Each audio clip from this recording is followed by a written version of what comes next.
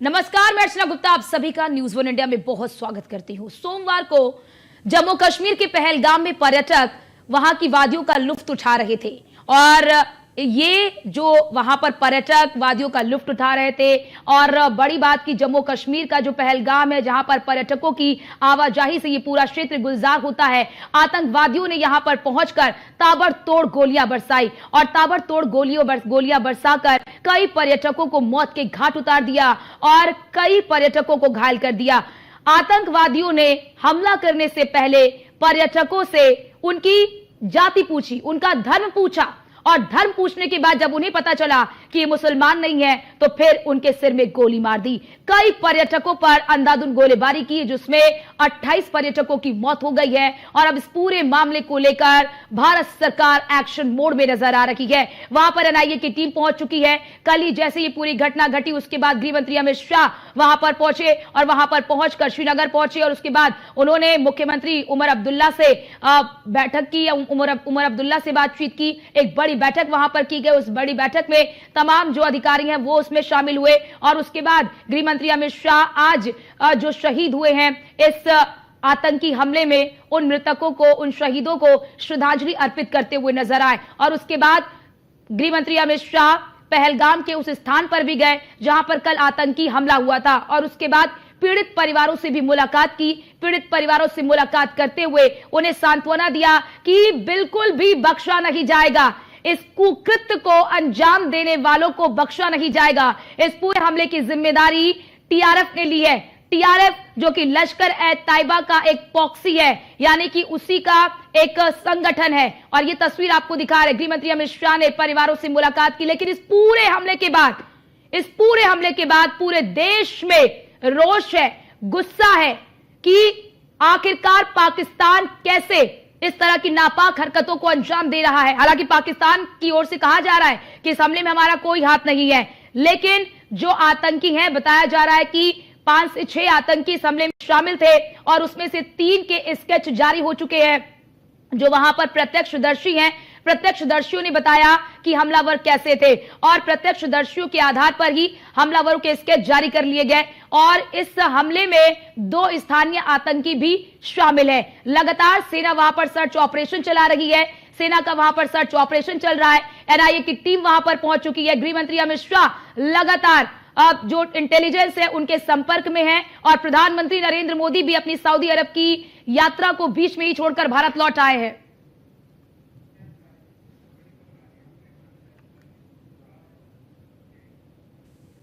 और बढ़ते हैं आगे, बात कानपुर की करेंगे। कानपुर से इस वक्त की बड़ी खबर आपको बता दें, पीएम मोदी का कानपुर का दौरा रद्द हो चुका है।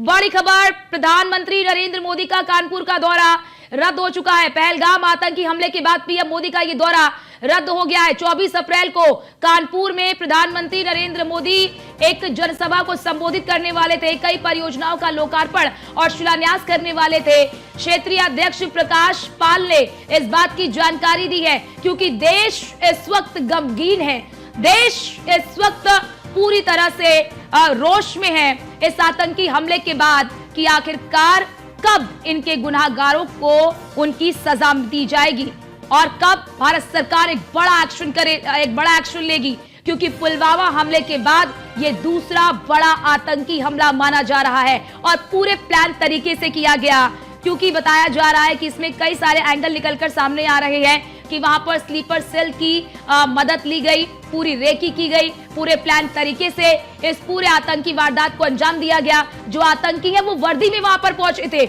ये भी सूत्रों के हवाले से जानकारी सामने आ रही है कि आतंकवादी वहां पर वर्दी में पहुंचे थे, जिसके बाद जब भारतीय सेना वहां पर पहुंची तो लोग डरे हुए थे, लोग विश्वास नहीं कर रहे थे ये आतंकवादी है या फिर भारतीय सेना।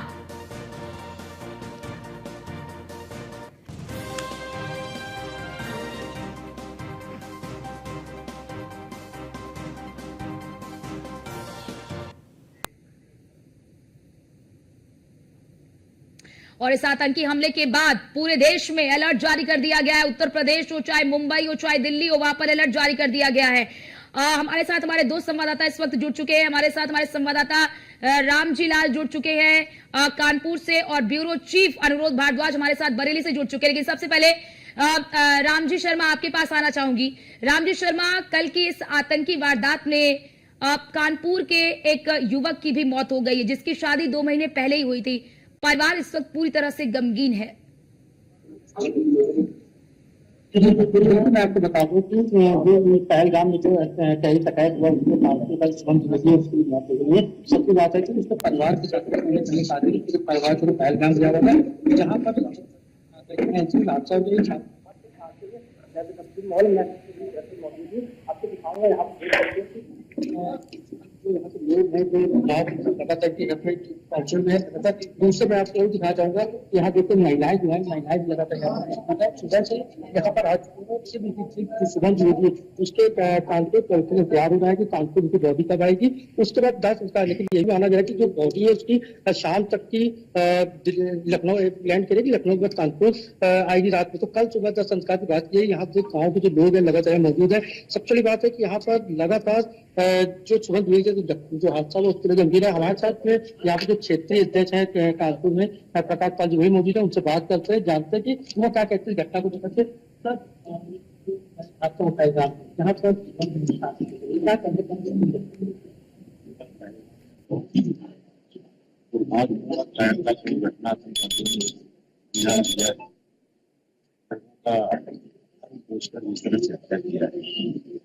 निश्चित रूप से गठबंधन कांग्रेस जो कहते रहे कि से यूथ को खत्म करना है कि आतंकवाद कांग्रेस की भावना है, उसी के आधार पर आतंकवाद की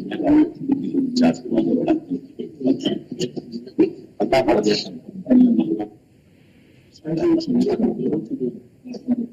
पूरी तरह कंफर्म।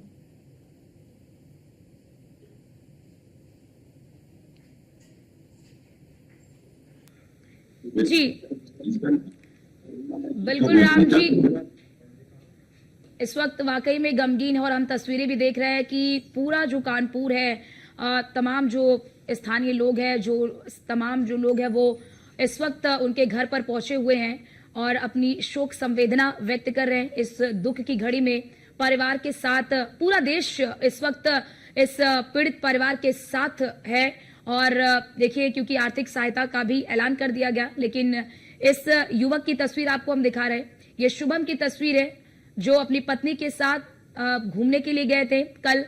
और अब ये 3 गुनहगार जिनकी तलाश है, पहलगाम के ये गुनहगार 3 की शिनाख्त हो रही है।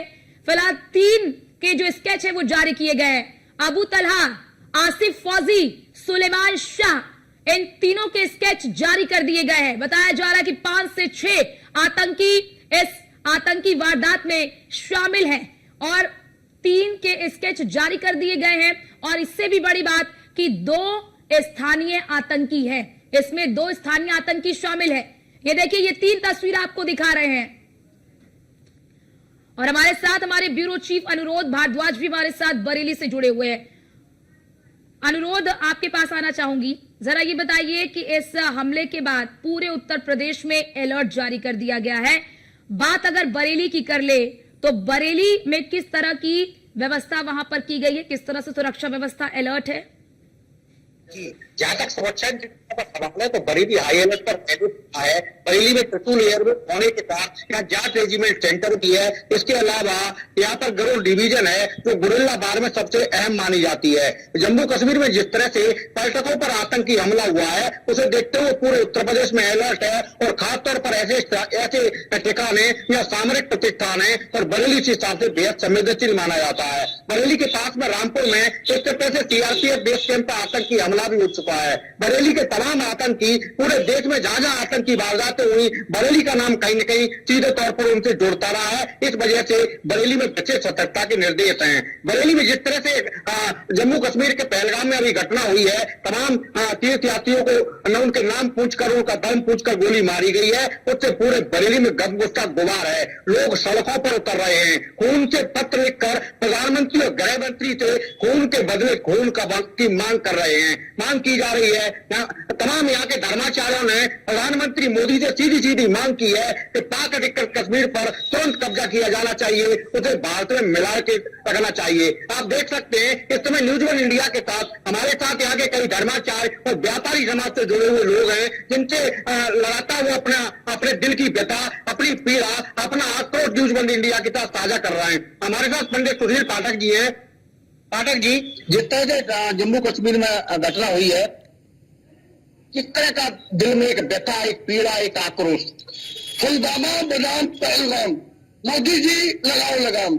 हम सब चाहते हैं जिस तरह से वहां एक जाति और धर्म हमारे देश में कुछ एक जाति और धर्म विशेष के लोगों को टारगेट बनाकर हत्या की गई, इसका बदला खून का बदला खून होना चाहिए। जिस तरह से आपने पाकिस्तान में घुसकर उसको सबक सिखाया था, इसी तरह से इन आतंकवादियों का नेस्तनाबूद किया जाना चाहिए। इसके लिए चाहे हमारे देश में बैठे गद्दार जो उनको विरोध करे या अंतर्राष्ट्रीय स्तर पर विरोध हो, उस विरोध की परवाह न करते हुए हमें खून का बदला खून चाहिए। और इसके लिए हम सब भारतवासी नरेंद्र मोदी से अपेक्षा रखते हैं।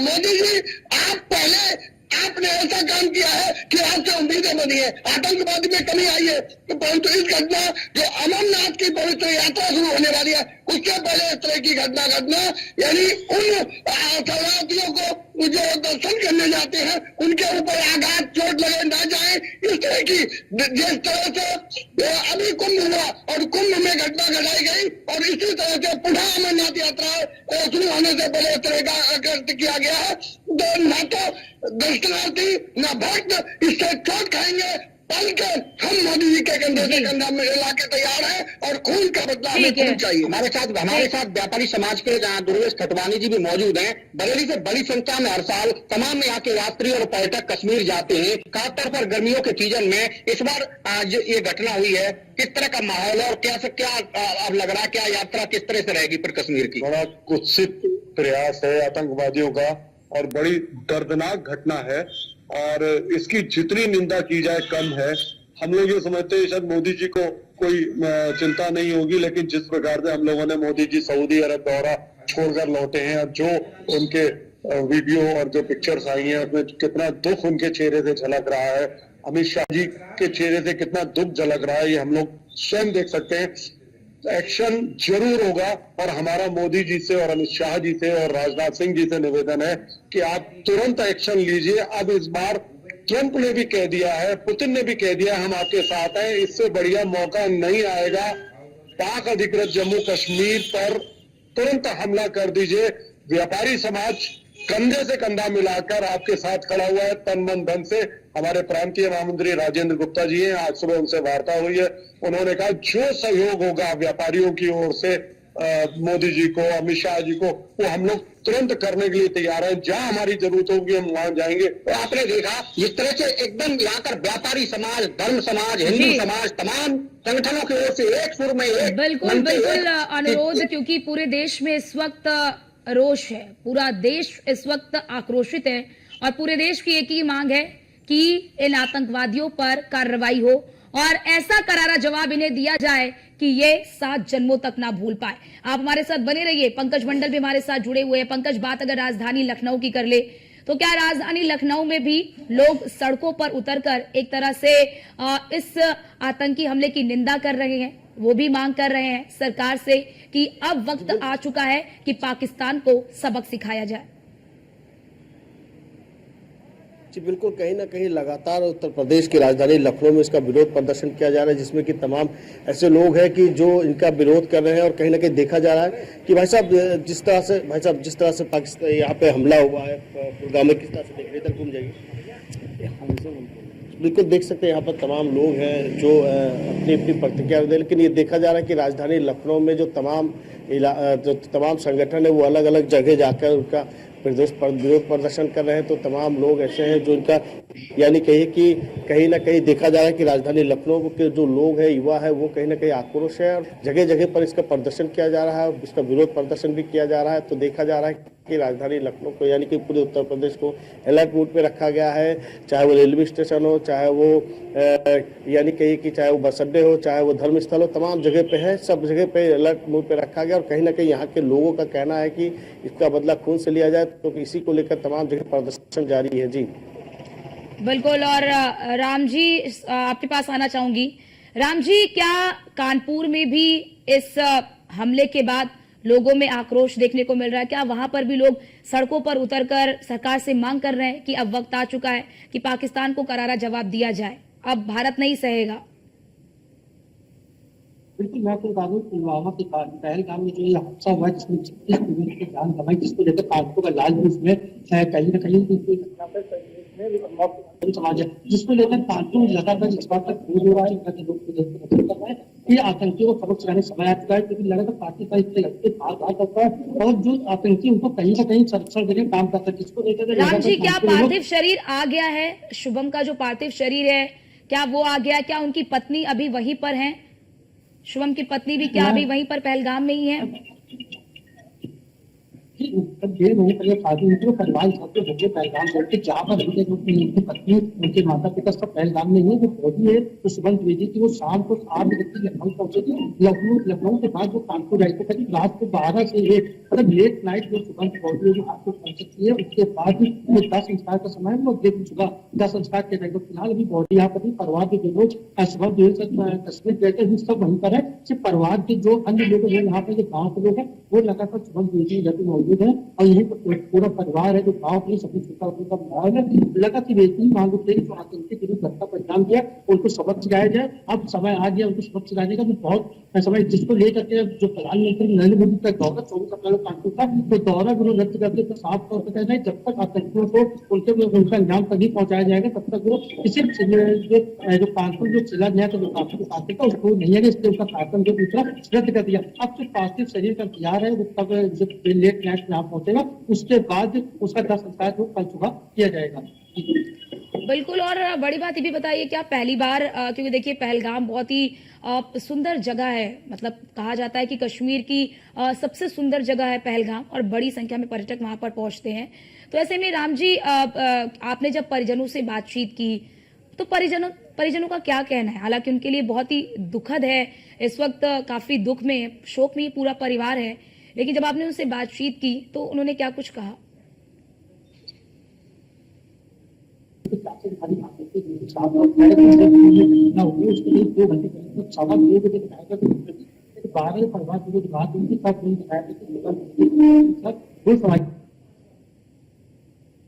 ठीक है, अनुरोध आपके पास आना चाहूंगी। अनुरोध, जरा आपके पास मौजूद जो लोग हैं उनसे ये पूछे कि क्या चाहते, किस तरह की कार्रवाई होनी चाहिए? क्या एयर स्ट्राइक, सर्जिकल स्ट्राइक से अब कुछ बड़ा करने की जरूरत है? जी हाँ, हमारे साथ कुछ और भी लोग मौजूद हैं, उनसे हम जानेंगे किस तरह से आपके मन में किस तरह की भावनाएं जो आतंक हमला हुआ। ताकि जी जिस तरह से कश्मीर में घटना हुई है, जिस तरह से ये घटना हुई है, तो किस तरह की कार्रवाई की उम्मीद कर? कार्रवाई तो शुरू करेंगे नहीं, इसमें कितना समय लगेगा ये सरकार ही जानती है, और ये कार्यक्रम होगा जरूर। पाकिस्तान के विरुद्ध बहुत ही बड़ा एक्शन होगा, और जो ये काम हुआ है बहुत गलत कार्य हुआ है, ऐसा कार्य वहाँ पे होना नहीं चाहिए था जो अशोभनीय कार्य उन्होंने किया है। गुरु जी, जिस तरह से ये आतंकी घटना हुई है, और अनुरोध इनसे ये भी पूछिए कि ये धर्म पूछकर जिस तरह से आतंकियों ने निशाना बनाया है, क्या इनकी ये साजिश है कि देश में जाति धर्म के नाम पर खाई को और बढ़ा दिया जाए? क्या ये इनकी मंशा थी, इसीलिए धर्म पूछकर गोली मारी है? जी, जिस तरह से घटना हुई है, नाम पूछा गया, उनकी पहचान जानने की कोशिश गई, यहाँ तक कि कपड़े उतरवार को उनके बारे में तमाम चीजें जानकारी की गई, और उसके बाद उनके सिर में गोली मारी गई, किसी के दिल में गोली मारी गई। इस तरह से क्या आपको लगता है ये देश में मजहबी दंगे कराने की साजिश है, या पाकिस्तान से षड्यंत्र रचे जा रहे हैं? आखिर किस तरह का ये इस्लामिक आतंकवाद है? ये सच्चाई है कि ये इस्लामिक आतंकवादी है, क्योंकि आप इस बात को समझिए कि वहां जाति और धर्म पूछकर गोली मारी गई। इसका मतलब ये चंद ऐसे लोग हैं कि चाहते हैं कि हम इसको एक बार हो आपस में, परंतु ये सीख जाएं कि ये वही देश है जहां छाती पर चढ़कर हमने पिछली बार इनको वार किया था। आज फिर जरूरत पड़ेगी तो अगर वो हमारी जाति धर्म पूछेंगे तो हम भी उनको देख देख कर नेस्तनाबूद कर देंगे, दुनिया में उनको पहचानेंगे नहीं, उनको मिट्टी में मिला देंगे। ये वो भारत है, इस जरूरत पड़ने पर हम सब ने बलिदान दिया है। तो जाति और धर्म पूजना ये सबसे बड़ी घटना है। आप सबसे पहले एक बार पश्चिम बंगाल मुर्शिदाबाद में देखो, एक बाप बेटे को हिंदू पता चल के उसको मारा गया। इसी तरह से जहां जहां ऐसी घटनाएं हो रही है, दिल्ली सीलमपुर में एक हिंदू बच्चे को मार डाला, ये मुस्लिम आतंकवादी है और जाति और धर्म पूछ कर मार रहे हैं। और अनुरोध जरा से ये भी पूछिए, क्योंकि इस पूरे मामले को लेकर, इस पूरी घटना को लेकर, इस आतंकी हमले को लेकर विपक्ष गृह मंत्री अमित शाह के इस्तीफे की मांग कर रहा है। देखा जाता है कि विपक्ष एक अलग सुर बोलता है। हालांकि ये समय ऐसा नहीं होता कि राजनीति की जाए। विपक्ष मांग कर रहा है कि गृहमंत्री अमित शाह को इस्तीफा देना चाहिए। क्या ये राजनीति का समय है? ये बिल्कुल गलत है। हमें मोदी जी और अमित शाह से एक बात चाहिए, चाहे देश के गद्दार हो या अंतर्राष्ट्रीय स्तर पर विरोध हो, किसी की परवाह न करके इस समय बाहर करना चाहिए। खून का बदला खून से चाहिए हमें। जिस तरह से व्यापारी समाज, आपने कहा व्यापारी समाज पूरी तरह से सरकार के साथ तन मन धन से, व्यापारी समाज ने हमेशा से जब भी कभी भारत ने युद्धकाल झेले उसमें तमाम तरह से सहयोग दिया है। इस तरह आतंकवाद के खिलाफ किस तरह की कार्रवाई चाहते हैं, या ऐसे समय में जब पूरा देश दुखी है और विपक्ष इस पर राजनीति करता दिखाई दे रहा है और विपक्ष ने केंद्रीय गृह मंत्री से इस्तीफे की मांग की है, व्यापारी समाज का क्या कहना है? व्यापारी समाज का कहना, पहली बात तो विपक्षियों को शर्म आनी चाहिए जो इस प्रकार के इस्तीफे की मांग कर रहे हैं। जो विपक्ष ये कहता था कि आतंकवाद, ठीक है अनुरोध, साफ तौर पर झलक रहा है कि लोगों में गुस्सा है।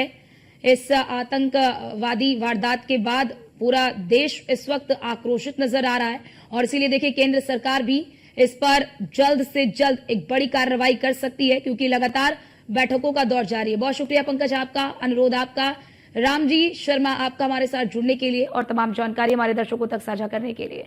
रुकते हैं यहाँ पर छोटे से ब्रेक के लिए। ब्रेक के बाद फौरन हाजिर होते हैं। आप देखते रहिए न्यूज़ 1 इंडिया।